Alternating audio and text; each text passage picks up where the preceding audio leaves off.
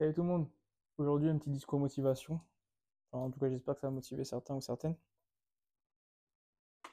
Euh, pour ne pas lâcher, ne pas abandonner ses rêves ou ses objectifs, ses ambitions, ses projets, voilà. Enfin, j'explique mon profil rapidement. Donc, j'ai 29 ans, bientôt 30 ans. Voilà. Et je suis actuellement de nouveau étudiant, ce qui n'est pas facile. Parce que j'avais un statut de vie quand même. Enfin, j'étais pas riche, hein, j'avais pas beaucoup d'argent, mais j'avais de l'argent déjà. Donc, c'était déjà ça. Là, je suis revenu étudiant et voilà, c'est pas la folie, hein. J'ai fait un petit peu, enfin voilà, des coachings à droite à gauche, vite fait, mais bon, avec les études, avec les stages et tout, ben, c'est compliqué, voilà. Donc bref, j'étais voilà, coach sportif de métier, j'ai travaillé 3 ans, ben, enfin, je continue un peu, donc on va dire que ça fait 4 ans que je suis coach, et maintenant du coup en reconversion pour être kinésithérapeute. J'étais à La Réunion, originaire de La Réunion, je suis né à La Réunion, je suis réunionnais, voilà. Et en 2023, juillet 2023, j'ai commencé un cursus de 3 ans kinésithérapie en Allemagne. Voilà. Mais j'ai pas commencé en 2023, j'ai dû commencer avant. Donc déjà depuis octobre-novembre 2022, donc j'ai déjà fait les démarches et tout. Et pour intégrer cette école, donc il faut passer le niveau C1 allemand. Voilà. Niveau C1 allemand qui est quand même vraiment très, enfin pas facile à avoir, hein, c'est galère un peu. Heureusement que j'avais déjà des connaissances en allemand et que je me suis, pendant 4 mois, un peu plus que je me suis mis qu'à ça. J'ai reçu l'aide d'une dame d'ailleurs, merci à Gisèle, donc elle m'a vraiment bien aidé pour travailler, parce qu'à La Réunion, bah, il n'y a pas de cours de langue allemand. Pour le C1, d'autant plus, donc voilà, j'ai acheté le livre, je me suis préparé tous les jours, travail, travail, travail, travail, c'était relou, vraiment. Mais bon, il faut savoir ce qu'on veut dans la vie, il faut savoir ce qu'on veut. Et donc, bah voilà, je me suis mis dedans parce que j'avais un objectif en tête, c'était ben, d'intégrer cette école de kiné. Mais j'avais pas encore bien réalisé à quel point ça allait être difficile. Jusqu'au moment où je rate la première fois mon entrée au C1. J'ai raté en février, donc de février 2023. J'ai 2 jours après être arrivé en métropole, à Strasbourg, je devais passer l'examen. Avec le froid et tout, je n'étais pas préparé. Enfin, je suis arrivé un peu presque à la bourre, c'était compliqué. J'ai failli me perdre, c'était vraiment compliqué, compliqué. J'étais vraiment pas dans les bonnes conditions, stressé et tout. J'ai raté du coup mon C1 pour la première fois. Et c'est là que j'ai commencé à me dire, mais qu'est-ce que t'as fait? Genre, pourquoi t'as voulu t'engager là-dedans? Genre, enfin, t'étais bien. À La Réunion, t'avais un travail, t'avais un taf, t'avais tout, enfin, t'avais tout, t'avais au moins ce qu'il fallait pour vivre. Et là, il a fallu que tu lâches tout. J'ai tout lâché, j'ai tout quitté pour venir. Et j'ai raté mon C1, la porte d'entrée pour entrer en école de kinésithérapie. Donc j'étais en mode, mais qu'est-ce que je fais? Donc si j'ai raté ça, j'ai tout quitté, bah, j'ai plus rien, quoi. Je peux pas abandonner. Donc déjà, ça coûte quand même cher, hein, de faire ce satané C1. Ça m'a coûté 200 balles. Et j'ai dû payer 100 balles pour le repasser parce que j'avais validé les oraux, mais pas les écrits. Donc j'ai dû repasser que les écrits, donc voilà. Donc je me suis repréparé encore 2 mois. Dur, dur. Cette fois-ci, je me suis concentré vraiment sur mes lacunes, hein. Ce qui était l'écrit, la compréhension écrite. Et Dieu merci, j'ai fini par l'avoir. Mais jusqu'à la dernière minute, j'étais en train de douter. Mais voilà, j'ai réussi par l'avoir. Et je me suis dit, ça va aller maintenant. Je suis dedans, je suis rentré en école. Juillet 2023, on commence. Sauf que non, non, non, non, non, c'est pas si simple que ça. En vrai, c'est là qu'on est arrivé vraiment dans le dur. Et c'est là que j'ai réalisé que ça allait être difficile. C'est là que j'ai réalisé qu'il allait falloir vraiment donner, travailler, bosser dur, montrer à quel point j'en voulais Il faut savoir que pour passer, j'ai payé 15 000 euros la formation, les 3 ans. Donc voilà, c'est quand même relativement, c'est pas cher hein, par rapport à l'Espagne, parce qu'à la base j'ai regardé l'Espagne, c'était 12 000 euros l'année, 8 à 12 000 euros l'année, là c'est 15 000 euros pour les 3 ans, c'est quand même pas mal. Mais il faut les trouver les 15 000. J'ai pas 15 000 euros moi, j'aurais aimé, hein. Et donc bah, j'ai dû faire un crédit étudiant, sauf que une galère sans nom pour avoir un prêt étudiant, parce que il fallait des cautionnaires et que bah du coup il fallait trouver des cautionnaires et patati patata. Donc c'était vraiment pas simple, vraiment pas facile. J'ai vraiment douté, j'ai vraiment eu des périodes très sombres, quand même très difficiles. Et j'ai fini par obtenir hein, un prêt grâce à mon frère, merci d'ailleurs Kevin, parce que c'est grâce à lui m'a trouvé un conseiller qui pouvait m'aider, voilà, pour un prêt étudiant. Dieu merci, parce que j'avais fait une dizaine de banques en France et à La Réunion et j'avais trouvé personne qui était désireux de me soutenir dans le projet. Parce que, voilà, auto-entrepreneur, fiche de paye, enfin, qui n'était pas assez intéressante. Donc je pouvais pas m'en sortir tout seul. Déjà pour un prêt étudiant, il faut forcément un cautionnaire aussi. Donc même j'aurais pu avoir les revenus que je veux, mais ça aurait été quand même compliqué. Bref. Et j'ai fini par avoir quand même ce prêt étudiant. Dieu merci. Mais la galère s'arrête pas là. Parce qu'ensuite, il fallait trouver un appart. Trouver un appartement en France, c'est pas facile. Enfin, je dirais même trouver un appartement en général, c'est pas facile. Surtout maintenant, voilà, avec tout ce qui s'est passé, les différents problèmes qu'ont eu les propriétaires avec différents locataires, etc. Donc les propriétaires sont de plus en plus vigilants, je vous les comprends. Mais donc, bah, ça rend pour nous, c'est un parcours du combattant, les locataires après. Ça m'a pris un mois pour trouver un appartement parce que bon, là où je voulais, il y avait toujours bah, des locataires qui étaient pris avant moi, ou voilà, qui déposaient leur dossier avant moi, ou qui avaient des dossiers plus intéressants que les miens. Donc ça m'a pris un mois. J'étais déjà en formation à ce moment-là, donc j'imagine le stress de commencer une formation qui demande une bonne concentration et chercher un appartement en plus, et faire un crédit étudiant et demander un crédit étudiant en plus. Et en même temps, le prof qui te met la pression en mode il va falloir bosser dur, etc., etc. En même temps, enfin, tout s'enchaîner, c'était vraiment difficile. Et je m'en souviens encore parce que ça m'a marqué, c'était difficile vraiment. Et je dis c'était comme si c'est plus difficile. Ça l'est toujours. Mais je pense que je me suis habitué maintenant à une certaine contrainte avec le temps. Donc c'est pour ça que voilà, maintenant ça me touche plus autant. Et en tout cas, au début, ça m'a beaucoup, beaucoup touché, là, toute la première période, jusqu'en début 2024, là, où ça m'a vraiment mis dans le mal, toutes ces histoires. Bref, j'ai fini, du coup, bah, par trouver, pareil, des cautionnaires pour le logement. Et j'avais enfin tout réglé. Le prêt étudiant était là. J'ai été entré en formation. Et j'ai eu mon logement. Ma voiture, bah, enfin, je l'ai reçue aussi parce que il faut savoir que ma voiture est venue par container depuis La Réunion jusqu'à la métropole. Du coup, là, enfin, je pouvais commencer vraiment à me poser et à me concentrer sur mes études. Mais vraiment, c'est à ce moment-là que je me suis dit, mais où est-ce que j'ai atterri? En allemand, tout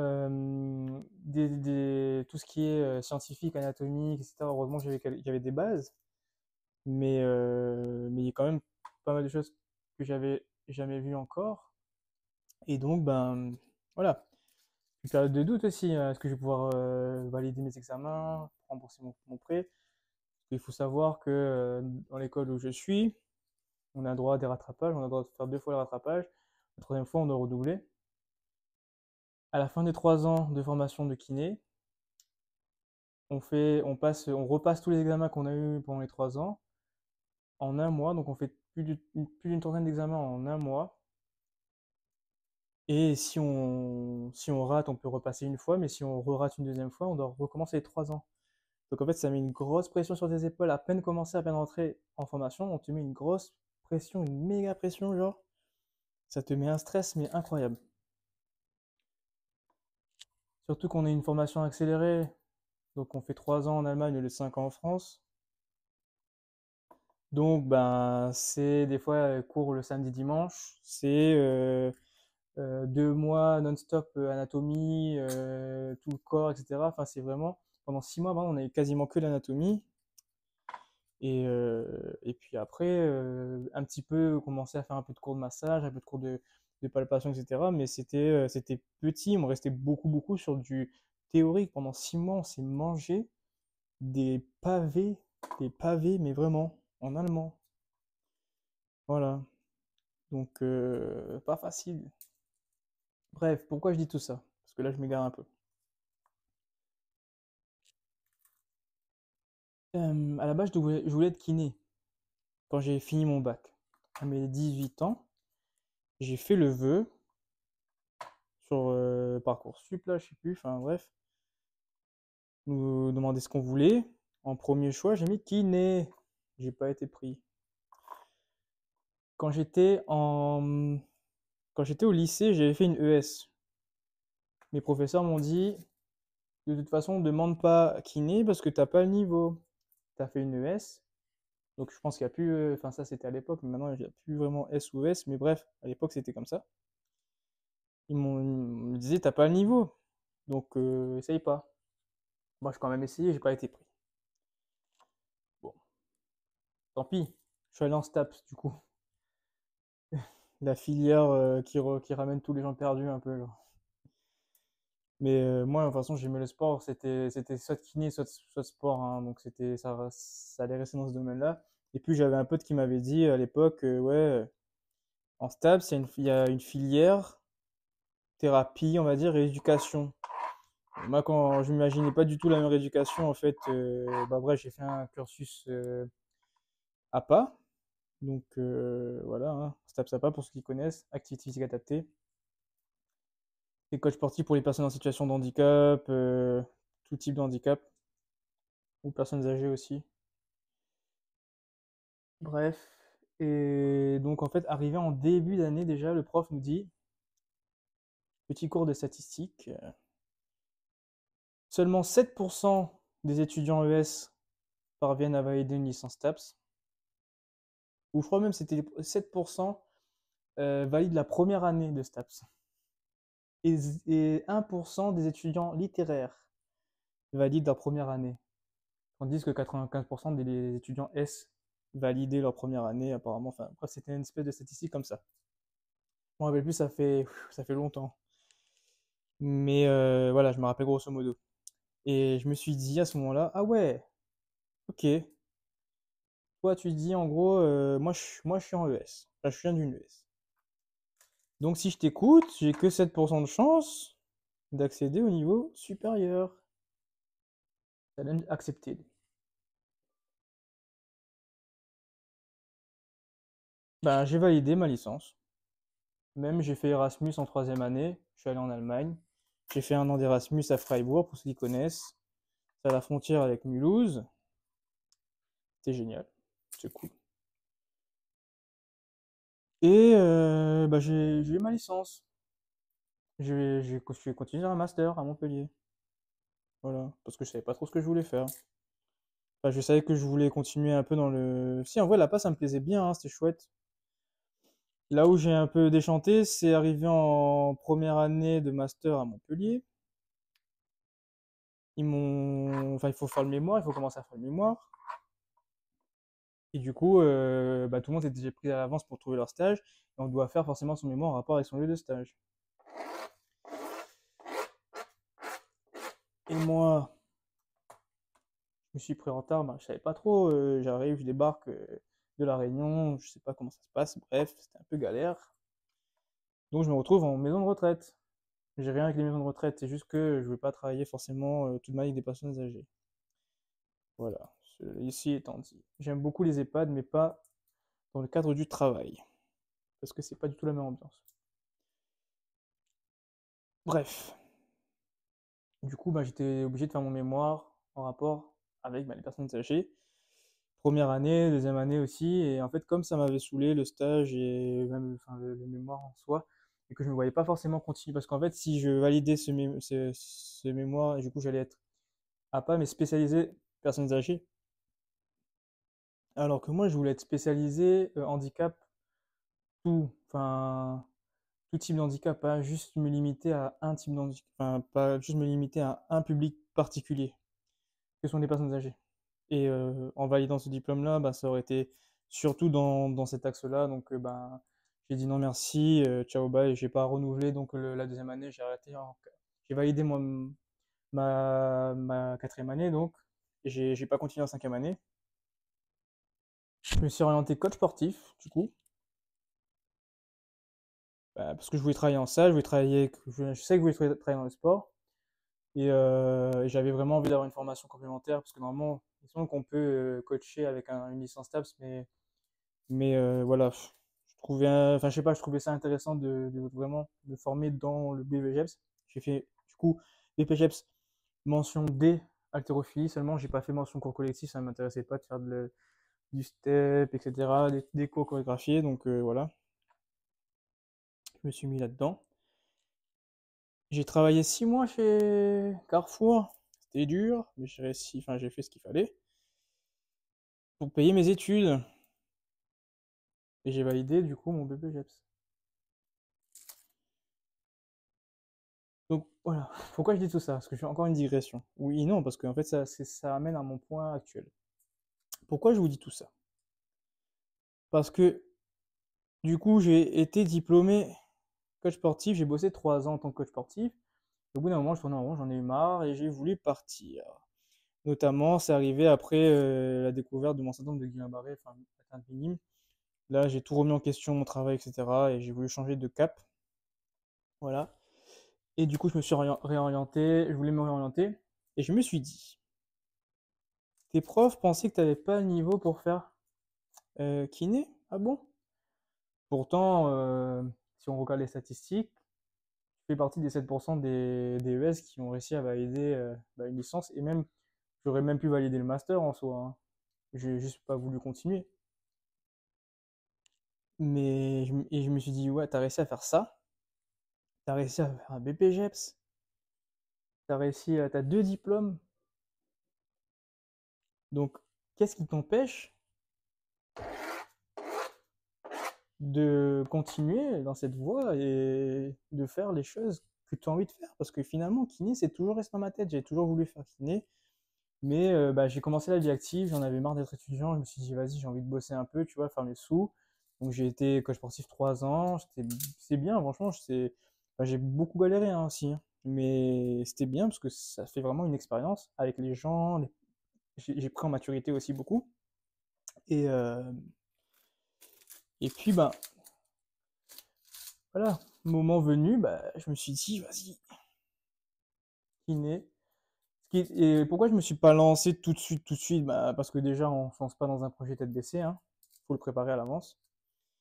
Et ensuite, parce que bah, j'avais peur, hein, tout simplement, et c'est normal d'avoir peur. Ben, imagine-toi, t'as ton confort, enfin, quand je dis confort, t'as ta routine, tu sais où tu es, tu sais où tu vas, c'est ce que tu fais, t'es dans ton, moi j'étais à La Réunion, donc mon lieu de naissance, avec ma famille, compagnie, bah,